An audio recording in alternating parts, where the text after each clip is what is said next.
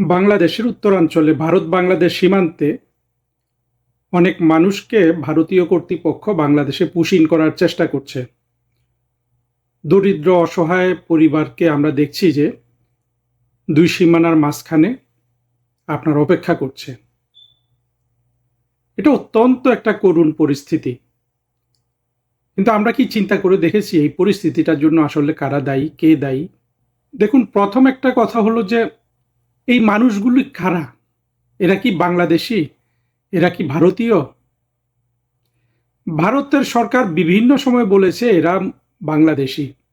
ভারত যেটা করে, বাংলাদেশ থেকে যেসব হিন্দু চলে যায় ভারতে তাদেরকে কষ্টে সৃষ্টে সহ্য করে, কিন্তু মুসলমানগুলাকে নিয়ে তাদের মাঝে মাঝে তারা আর সেগুলা সহ্য করতে চায় না। সহ্য করে, এখন পর্যন্ত তো যে সেভাবে পুশিন করে নাই, পুশিন পুশিন খেলাধুলাই চলছে, কিন্তু দরিদ্র মানুষের কিন্তু মানবাধিকার লঙ্ঘন হচ্ছে। এই মানুষগুলো বাংলাদেশি, এটা বাংলাদেশ সরকারের কোনো দেশের, বাংলাদেশের কোনো কোনো সরকার এই পর্যন্ত স্বীকার করে নাই। তারা নানান সরকারি কথাবার্তা বলে যে চেক করতে হবে, পাসপোর্ট দেখতে হবে, জন্মস্থান কোথায় দেখতে হবে, কিন্তু মোটা দাগে আমরা যেটা জানি, আমি একটু বেশি জানি কারণ আমি তো পররাষ্ট্র মন্ত্রণালয়ে দক্ষিণ এশিয়ার ডেস্ক যেটা, এটাতে আমি অনেক দিন কাজ করেছি। মোটা দাগে বলা যায় যে এরা বাংলাদেশি। এবার কিন্তু বিএনপি সরকার বলেছে যে বাংলাদেশি হলে তারা ফেরত নিবে। এটা অন্তত এক ধরনের আমি বলবো যে বাংলাদেশের তরফ থেকে সবচেয়ে দায়িত্বশীল কথা বলা যাবে। এর আগে কিন্তু আমরা কোনো সরকার, আওয়ামী লীগ, বিএনপি, কোনো সরকারের সময় আমরা স্বীকারই করি নাই যে এগুলো বাংলাদেশি নাগরিক। আপনাদের মনে আছে কি না, 1994-95 সালের দিকে যখন আমাদের একজন খুব চৌকস পররাষ্ট্র সচিব ছিলেন মুস্তাফিজুর রহমান, উনি, আমার এখনো মনে আছে, আমি শুনেছি উনি বিবিসিতে সাক্ষাৎকার দিলে এই কথাই বলতেন যে যেখানে ভারতের এবং বাংলাদেশের অর্থনৈতিক অবস্থা সমান সমান, অর্থাৎ দুই দেশেরই অর্থনীতি একই রকম, সেখানে বাংলাদেশ থেকে মানুষ ভারতে যাবে এটা ঠিক যুক্তিযুক্ত না।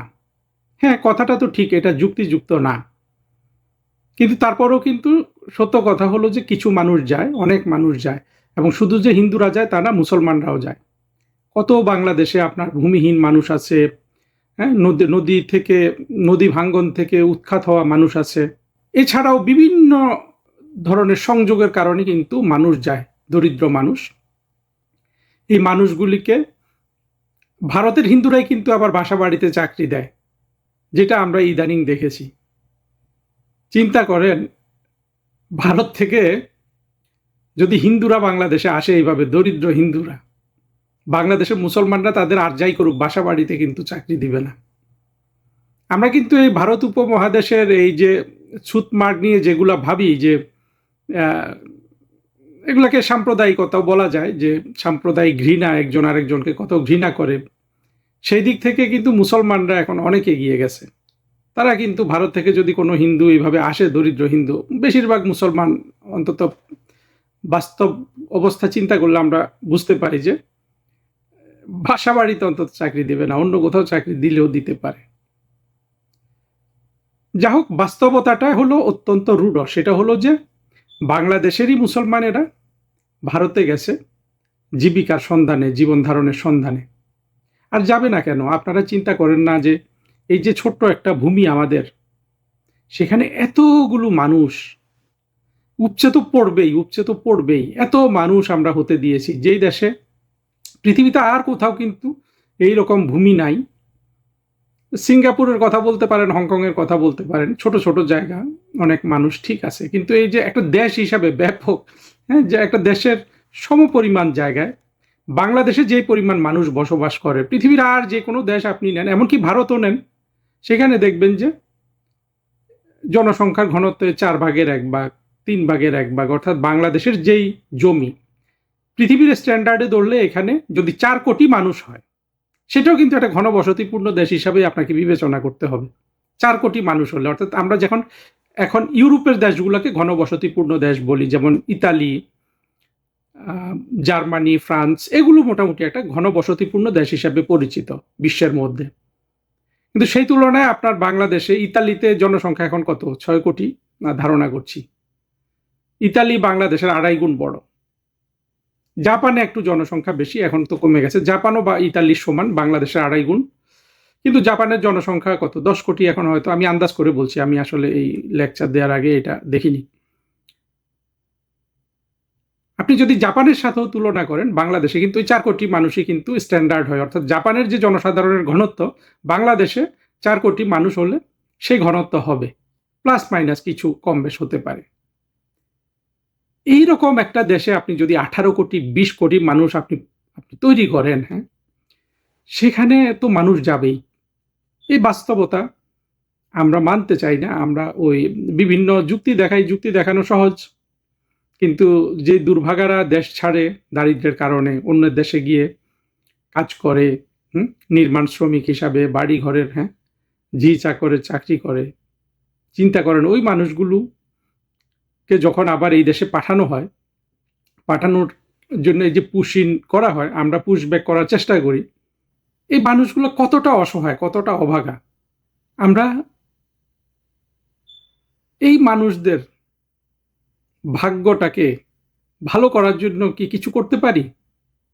হ্যাঁ, করতে পারি। আমরা এদেরকে সব, হ্যাঁ, সরকারিভাবে ভারতকে যদি জেনুইনলি প্রস্তাব দেওয়া হয় যে দাও, আমরা নাগরিকত্ব চেক করি, সেটা যদি আসলে আহ, আহ, চাতুর্যের মাধ্যমে না হয় বাংলাদেশের তরফ থেকে, সেটা দুই পক্ষ যদি চেক করে, যদি দেখা গেল যে 20 লাখ মানুষ পেয়ে গেল, মুসলমান এবং বাংলাদেশি একসাথে, 20 লাখ মানুষকে, বা 2-1 বছরের মধ্যেও 20 লাখ মানুষকে বাংলাদেশ নেয়ার মতো অবস্থায় আছে?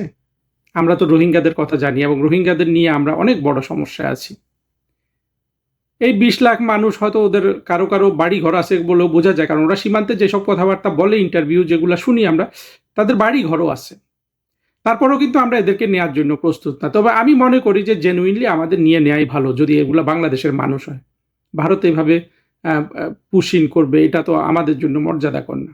কিন্তু গল্পটা কি এরকম হওয়ার কথা ছিল? গল্পটা তো ভিন্ন হইতে পারত। কি রকম? হ্যাঁ, ঠিক আছে, মুসলমান হিন্দু এই এই দুই শ্রেণীর জন্য দুইটা দেশ তৈরি করেছে, এখানেও আমার কিন্তু খুব কথা আছে। আপনি দুই শ্রেণী, হিন্দু মুসলমান, যখন আপনি দুই ধর্মের মানুষের জন্য দুটা দেশ বানালেন, এবং আপনি দেখলেন যে প্রতিটা দেশে, অর্থাৎ দুটো দেশেই কিন্তু অন্য ধর্মের অনেক মানুষ রয়ে গেছে, এই মাইনরিটিদের কথা কি সবার আগে ভাবা উচিত ছিল না? মনে করেন যে বাংলাদেশ বা পাকিস্তানের মুসলমানদের, ভারতে যে মুসলমানরা রয়ে গেছে, তাদের কথা সবার আগে ভাবা উচিত ছিল না? ঠিক একইভাবে ভারতেরও পাকিস্তানের যে, বা পূর্ব পাকিস্তান, পশ্চিম পাকিস্তানে যেসব হিন্দু রয়ে গেছে, তাদের কথা সবচেয়ে বেশি ভাবার কথা ছিল না? আপনার এই ভাবনাটা যদি আপনি বাস্তবে রূপান্তরিত করতে চান, তাহলে আপনাকে রাষ্ট্র করতে হবে ধর্মনিরপেক্ষ। অর্থাৎ আপনি একবার স্বাধীন হয়ে গেছেন, বিভক্ত হয়ে গেছেন, আপনি আর রাষ্ট্রকে হিন্দু মুসলমানের রাষ্ট্র হিসাবে দেখবেন না। জিন্না সাহেব কিন্তু এটাই বলেছিলেন, যে পাকিস্তান করার পর উনি কিন্তু এইটাই করেছিলেন। কিন্তু জিন্না সাহেব কি সেটা ধরে রাখতে পেরেছিলেন? জিন্না সাহেব তো 1-1.5 বছর পরে মারাই গেলেন। পরবর্তীতে পাকিস্তান হয়ে গেল ইসলামিক রিপাবলিক, আর বাংলাদেশ স্বাধীন হয়ে বাংলাদেশ হয়ে গেল আরো অনেক বেশি সাম্প্রদায়িক। পাকিস্তানের চেয়ে অনেক বেশি সাম্প্রদায়িক কিন্তু বাংলাদেশ। এটা আপনারা আবার বুঝতে চেষ্টা করেন না। আপনারা ভাবেন যে পাকিস্তানে জঙ্গি আছে, বা পাকিস্তান, না, আসলে জিনিসটা ঠিক না। পাকিস্তান যারা শাসন করে তারা অসাম্প্রদায়িক, তারা ধর্মকে ব্যবহার করে, তারা কন্ট্রোল করে, তারা জানে কতটুকু ব্যবহার করতে হবে, কতটুকু কন্ট্রোল করতে হবে। কত জঙ্গি আমার এই বছর লাগবে, আমার এই বছর 10,000 জঙ্গি লাগবে, আমি 10,000 জঙ্গিকে মাঠে ছাড়বো, বাকিগুলাকে কিন্তু পিষে মেরে ফেলবো। এই হলো পাকিস্তানের নীতি। আমরা কি বাংলাদেশে সেই ধরনের অবস্থা করতে পেরেছি? পারি নাই। আমরা কি করলাম, বাংলাদেশে আপনার একের পর এক মৌলবাদীদের বাড়তে দিলাম। মৌলবাদীরা, মাহমুদুর রহমানের কথা ধরেন, বাংলাদেশের এক নম্বর জঙ্গি। আমি মনে করি যে ব্যক্তিগত স্যাক্রিফাইস মাহমুদুর রহমান এই জঙ্গিবাদের জন্য যা করেছে, আওয়ামী লীগ সরকারের সময় জেলে টেলে গিয়ে, তার তো স্যাক্রিফাইস অনেক বেশি একজন জঙ্গি হিসাবে। মাহমুদুর রহমান কি বলে যে ভারতে মুসলমানদের পিষে ফেলতেছে, এইটা কিন্তু বাংলাদেশের সব জঙ্গির একই কথা। বাংলাদেশের মূল জঙ্গিবাদের এইটা একটা একটা আপনার এই এই এই জিনিসটা, যে ভারতে মুসলমানদের পিষে ফেলতেছে। হ্যাঁ, কিছু ঘটনা ঘটে, আমরা দেখি যে জোর করে গরু খাওয়াচ্ছে, গরু যদি ফ্রিজে থাকে সেখানে আপনার কাউকে মেরে ফেলছে, এগুলো কিছু কিছু ঘটনা ঘটেছে। কিন্তু বাস্তবতা হলো যে ভারতে আপনার 1947 সালে যে পরিমাণ মুসলমান ছিল, অর্থাৎ দেশ ভাগের পর, সেটা আজকে কিন্তু তার ৩-৪ গুণ। ভারতে এখন মুসলমান সরকারি হিসাবেই দেখা যায় ২২ কোটি, যদিও ভারতে সর্বশেষ আদমশুমারি হয়েছিল ২০১১ সালে। এটা কেউ কেউ ৩০ কোটি পর্যন্ত মনে করে। যেখানে 1947 সালে দেশটা ভাগ হয়ে যাওয়ার পরে ভারত পাকিস্তানে, ভারতে মুসলমান ছিল ৮ কোটি। আমার এই সংখ্যা কিছু ভুল হতে পারে, বাট মোটা দাগে হিসাবগুলো ঠিক আছে। আপনি শতাংশ হিসাবেও যদি ধরেন, ভারতে মুসলমানের সংখ্যা ক্রমাগত বেড়েছে। কিন্তু আবার বড় বড় মুসলমানরা দেখেন বড় বড় পজিশনে গেছে, রাষ্ট্রপতি হয়েছে ২ জন। তারপরে আপনার এই যে বড় বড় নায়কগুলা, cinema movie star, Shahrukh Khan, Aamir Khan, তারপরে আরো তো একটা নাম মনে আসছে না, সালমান খান, কত খান। হ্যাঁ, এই ছেলেগুলা চিন্তা করেন তো, এদের যদি বাংলাদেশে বা পাকিস্তানে জন্ম হইতো, এরা কি হইতো? বড় জোর সাকিব খান বাংলাদেশের, তাই না? আমরা এই যে দেশ ভাগের পরে ভারতে মুসলমানদের কিন্তু আমরা অনেক উন্নতি দেখি। এই যে কিছুদিন আগে ভারত পাকিস্তানের যুদ্ধ হলো, সেখানে আমরা দেখেছি যে একটা মুসলমান মহিলা সেখানে তাদের সেনাবাহিনীর কিন্তু মুখপাত্র হিসাবে সে টেলিভিশনে সাংবাদিকদের ব্রিফ করছে। সেখানে মুসলমান রাষ্ট্রপতি হয়েছে। বিপরীতে পাকিস্তান কি করেছে, বাংলাদেশ কি করেছে? আমরা বাংলাদেশের হিসাবটাই যদি নেই, পাকিস্তানের হিসাবটা কিন্তু আরো করুন। বাংলাদেশে 1972 সালে কত হিন্দু ছিল, আজকে কত হিন্দু? 72 সালে 18-22%, বিভিন্ন জন বিভিন্ন হিসাব দেয়। হিন্দুরা একটু বেশি করে বলে, আমরা একটু কম করে বলি, বাট আমরা যদি 18% ধরে নেই 1972 সালের বাংলাদেশে মুসলমান, 18%, এর মধ্যে তো মুক্তিযুদ্ধের সময় তো অনেকে চলে গেছে, তারপরে আজকে সেটাকে আমরা 7% বলছি। তার মানে দেখেন এই সংখ্যাটা যে কমে গেল। ধরে নিলাম তর্কের খাতিরে ভারতে মুসলমানরা অত্যাচারিত হয়, আমি মাহমুদুর রহমানের কথাটাই ধরে নিলাম। যদি ভারতে মুসলমানরা অত্যাচারিত হয় বা যে পরিমাণ অত্যাচারিত হয়, সেই পরিমাণ অত্যাচারিত হয়ে যদি 47 সাল থেকে 1926 সালে এসে ভারতে মুসলমান জনসংখ্যা 3 গুণ হয়ে যেতে পারে, তাহলে আমরা যদি বাংলাদেশে হিন্দুদের সেই পরিমাণ অত্যাচার করতাম, মানে তার চেয়ে বেশি অত্যাচার না করতাম, তাহলে আমাদের এখানে হিন্দুরা দ্বিগুণ হয়ে যাওয়ার কথা ছিল না? অর্থাৎ 18% যেটা ছিল সেটা 36% হয়ে যাওয়ার কথা ছিল না? সেটা কি হয়েছে? উল্টো দেখা যায় যে এরা সব দেশ ত্যাগ করে চলে গেছে। এবং একটা মানুষ কত কষ্টে, একটা পরিবার বা একটা সমাজ, একটা সোসাইটি, একটা ধর্মীয় সম্প্রদায় কত কষ্টে নিজ ভূমি ছাড়ে, এটা কিন্তু আবার মুসলমান জঙ্গিরা কোনোদিন বুঝতে পারবে না। এতটা নিষ্ঠুর একটা শ্রেণী এই জঙ্গিবাদ, জঙ্গি শ্রেণীটা। একদিক থেকে তো হিন্দুদের আমরা বিতাড়িত করেছি, আর অন্যদিকে সারাক্ষণ কিন্তু আমরা, হ্যাঁ, এই কি বলে, গাজওয়াতুল হিন্দ, অর্থাৎ হিন্দুস্তান দখল করার জন্য আমরা কিন্তু প্রস্তুত হয়ে আছি। এবং আমরা মনে করি যে হিন্দুরা কাওয়ার্ডলি, ওরা ভয় পায় মুসলমানদেরকে। এই যে আত্মঘাতী জঙ্গি নাসির উদ্দিন দেখলাম যে কয়দিন আগে সীমান্তায় গিয়ে গিয়ে আপনার ইয়ে করছে, সে ডেমনস্ট্রেশন করতেছে যে সে ভারত দখল করবে, অর্থাৎ ভয় দেখাচ্ছে এই পুশিনের বিরুদ্ধে। কিন্তু এগুলা কি বাস্তবতা নির্ভর? আপনি এত ভারত ঘৃণা করবেন, ভারত হিন্দু ঘৃণা ছড়াবেন, ভারতকে ঘৃণা করবেন, তো ভারত যদি সেটার প্রতিক্রিয়া হিসাবে এই যে আপনার ভারতে বাংলাদেশি মুসলমানদের খুঁজে পাচ্ছে, এগুলোকে পুশিন করছে, এটাকে আপনি, আপনার যে আচরণ বাংলাদেশের মানুষের, তার বিপরীতে আপনি এটাকে কিভাবে আপনি বিচার করবেন? ভারত কি ন্যায়সঙ্গত কাজ করছে নাকি অন্যায় কাজ করছে? আপনি সারাক্ষণ জঙ্গিবাদ করবেন, ভারত তো সেই অনুযায়ী কোনো প্রতিক্রিয়া দেখা নাই। এখন শুনছি যে ভারত নাকি সিরিয়াস, এদেরকে বাংলাদেশে পাঠিয়ে দিবে। কিন্তু আমি যে কথাটা বলতে চাচ্ছিলাম, আমি বলতে চাচ্ছিলাম যে বিষয়টা তো এরকম হওয়ার কথা ছিল না। ভাগ হয়ে গেছে, হয়ে গেছে। আর আমরা এই ঘৃণাটা জীবিত না রাখি, তাহলে কি হতো? দেখতেন যে দুই দেশের মানুষ অনেক চলাচল করছে, কারণ তো অনেকের আত্মীয় স্বজন অনেক আছে, পাকিস্তানে তো মোটামুটি পাকিস্তান যারা গড়েছে এরা তো সব ভারত থেকে গেছে, পাকিস্তানের সব নেতা, জিন্না থেকে শুরু করে মোটামুটি সবগুলা, এই যে সর্বশেষ পারভেজ মোশাররফরাও কিন্তু আপনার দিল্লি থেকে যাওয়া মুসলমান। এইভাবে মানুষ আসা যাওয়া করতো। মুসলমান জঙ্গিরা যদি এই পাকিস্তান আর বাংলাদেশ দুইটা রাষ্ট্রকে দখল করে না নিত, বা যেই পরিমাণ ঘৃণা মুসলমান জঙ্গিরা ছড়ায় সেই পরিমাণ ঘৃণা না ছড়াতো, হ্যাঁ আপনি বলতে পারেন বিজেপি পার্টি হিসাবে আমি অ্যাপ্রুভ করি না, কিন্তু বিজেপি তো বাংলাদেশ ভারত গত 10-15 বছর শাসন করছে, 8-10 বছর, অনেক বছরই শাসন করছে। মাঝখানে কংগ্রেস ছিল, তার আগে অটল বিহারী বাজপেয়ী ছিলেন প্রধানমন্ত্রী, তারপরে নরেন্দ্র মোদী সাহেব প্রধানমন্ত্রী হলেন। এই যে আমরা যে তাদের 15-20 বছর বিজেপিকে ভারত শাসন করতে দেখেছি, তাদের কোনো কিছু আমি আসলে তারা যেভাবে কথাবার্তা বলেন সেগুলো আমি অনুমোদন করছি না, একেবারেই করি না, কারণ আমার রাজনীতিতে এই ধরনের কথাবার্তা নাই।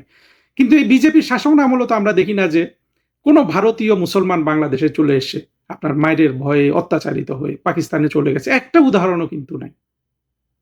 আমরা যদি আমাদের মৌলবাদীরা যদি বিজেপির পর্যায়েরও মৌলবাদী হতো, তাহলেও কিন্তু আমাদের মধ্যে এতটুকু সুসম্পর্ক থাকতে পারতো যে এই যে আজকে যে মুসলমানগুলাকে পুশিন করার কথা বলা হচ্ছে ভারতের তরফ থেকে, এগুলাকে ভারত কিন্তু পুশিন করতো না। যুক্তি কি তাই বলে না? শেখ হাসিনা সরকারের সময় তারা তো অনেক কষ্টে কিন্তু এদেরকে সহ্য করছে, পুশিন করে নাই। যদিও তাদের অভ্যন্তরীণ রাজনীতিতে এটা প্রচুর ডিমান্ড ছিল, আসাম টাসামে করে নাই, কারণ হলো যে শেখ হাসিনার সময়ে অন্তত ভারত এটুক বুঝতো যে অফিসিয়ালি শেখ হাসিনা সরকার বা বাংলাদেশ সরকার এক ধরনের সাম্য, অর্থাৎ প্রতিটা ধর্মের মানুষের প্রতি, হিন্দু মুসলমানের প্রতি, সেটা তারা অন্তত কাগজে সংরক্ষণ করে। আমাদের যে বিএনপি কিংবা আর জামাত আছে, তারা তো সেটা করে না। তাহলে এই যে মানুষগুলা আজকে এতটা আপনার দুর্ভোগের শিকার হচ্ছে বা এদেরকে পুশিন করলে বাংলাদেশ তো আসলে ঠেকাতে পারবে না। নাসির উদ্দিন পাটোয়ারি যেটা দেখাচ্ছে, এটা এখন অবশ্য অনেক বাংলাদেশে অনেক মুসলমান মনে করে যে এটা সম্ভব, নাসির উদ্দিন পাটোয়ারিরা সীমানায় চলে গেলে ভারত ভয় পেয়ে পালিয়ে যাবে। সেরকম একটা ডেমনস্ট্রেশনও হওয়া উচিত, আমরা দেখতে চাই ভারত পালিয়ে গেছে, তাহলে তো আমরা আবার নাসির উদ্দিন পাটোয়ারিকে সমর্থন করা শুরু করব। বাস্তবতা তো তা না। আমি যে কথাটা বললাম, আপনারা যদি আমার কথা অযৌক্তিক কিছু পান, আপনারা আমাকে জানাবেন, কারণ কমেন্টগুলো আমরা পড়ি। আমি যেটা দেখি যে এই যে আজকে এতগুলা মানুষের জীবন আপনার এত বড় দুর্যোগ নেমে এসছে, যদি সত্যি সত্যি এদেরকে পুশিন করা হয়, কত বড় আশঙ্কা এরা জীবন কাটাচ্ছে, এই মানুষগুলার এই জীবনের জন্য কিন্তু সম্পূর্ণরূপে বাংলাদেশের জঙ্গিরা দায়ী। আপনি মানেন বা না মানেন, এই যুক্তি, আমার এই যুক্তি আপনি খণ্ডাতে পারবেন না। জঙ্গি জিনিসটাই হলো অত্যন্ত নিষ্ঠুর একটা জিনিস।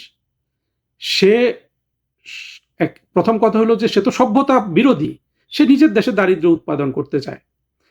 সে তো অন্য দেশের মানে অন্য ধর্মের মানুষকে ঘৃণা করবে কি, সে তো নিজের ধর্মের যারা অসাম্প্রদায়িক মানুষ তাদেরকেই মেরে ফেলে।